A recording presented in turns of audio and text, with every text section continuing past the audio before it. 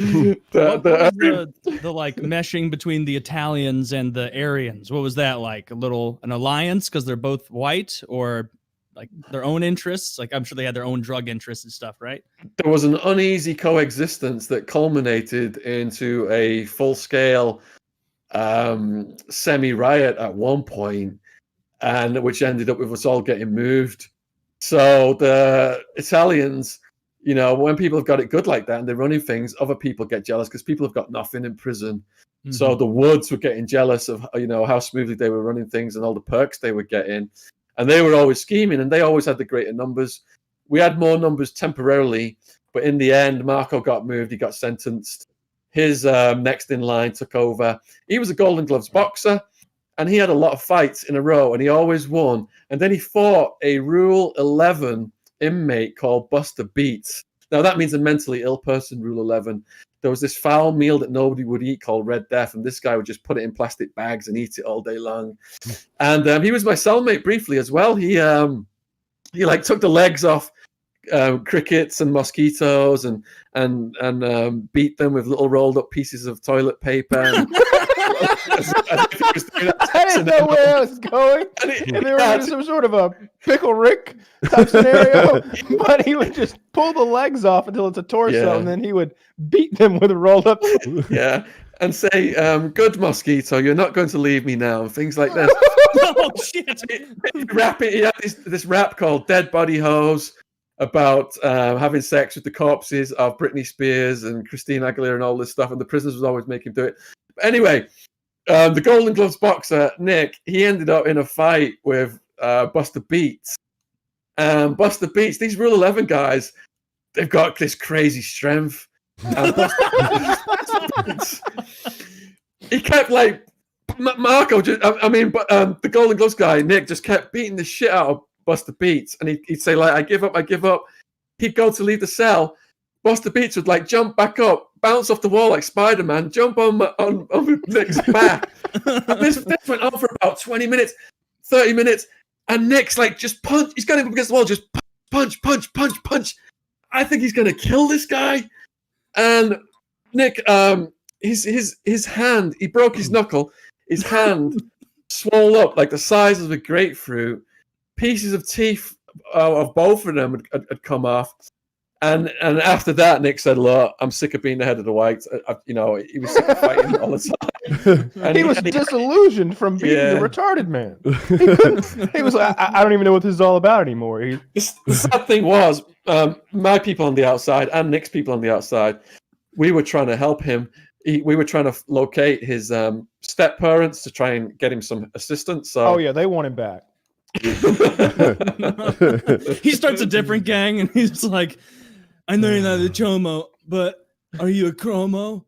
And then they start gathering up his own Rule 11 gang. So I assume that Buster was not invited to any of the gangs. They're like, "I know you're white, Buster, but you can't." No, he was Chicano. He was Chicano.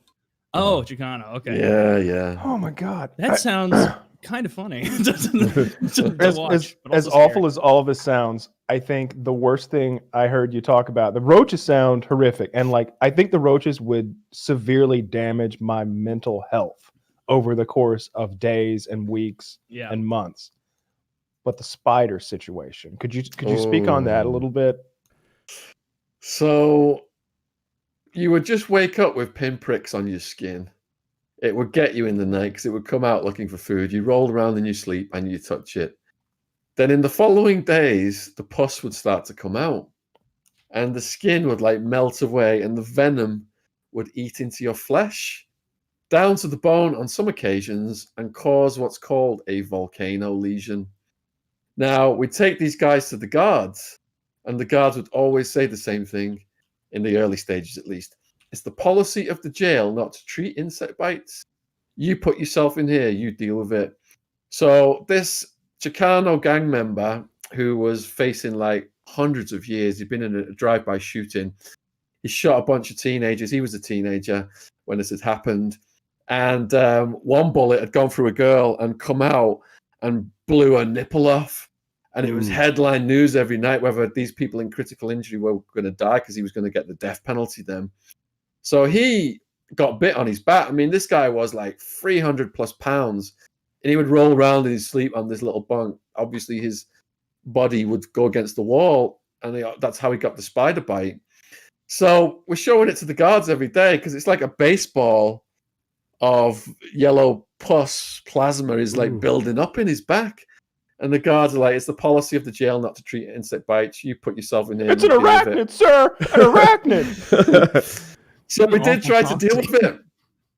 We got a load of guys in the day room, big guys, and we got his arms on either side and held him steady. There was a Russian guy, Bill, in the military, and he said he knew how to dress wounds. So he was our designated doctor.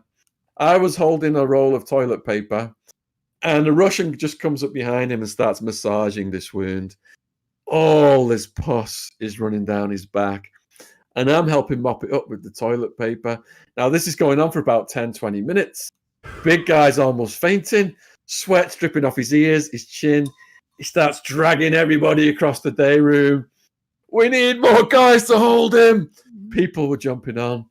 When all of the pus was finally out, what we did for him was what the Russian said was the best thing to stop the bacteria. Put salt on the wound to stop the bacteria. A little lemon juice, maybe.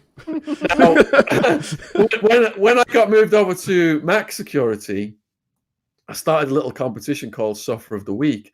Whoever had it the worst, the prisoners who had commissary would put in like a Snickers bar or some peanut butter, and whoever had it worse that week would win. So there was one guy, he got bitten on his thumb by the spider. So every day he's showing it to the guards, and the guards are like, tough shit, you got nothing coming. And in the beginning, it was just the pus coming out. It was red. Then it went purple. Then it went blue. Then mold started to grow on it, and it turned black. And they finally took him to see a doctor, and they had to cut it off before it impacted his whole body. And of course, we awarded him Sufferer of the Week, and he says it was worth losing his thumb for just to get the extra food. Jeez. But he got So a you had, Snickers like, a bar, nice little- so it was kind of a win. Yeah. Yeah. Yeah. Could someone help me unwrap it though, for real? Yeah. It's kind of like maximum security prison meets free parking from Monopoly. Like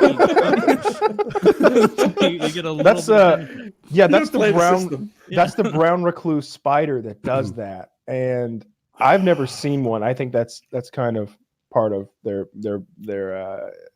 MO is that you don't see them very often. They're very small spiders. The worst story I heard is about the guy who sat on a toilet seat and there was one under the rim and it bit him on the head of his dick, and his dick rotted off because he was embarrassed to go to a doctor and say, "Look at my penis, it's been bitten by something." He just thought, it'll get better. But those bites really don't get better. They get much, much worse before they get any better. I tell the doctor immediately. Well, Every time you get bit in the penis? Every single time.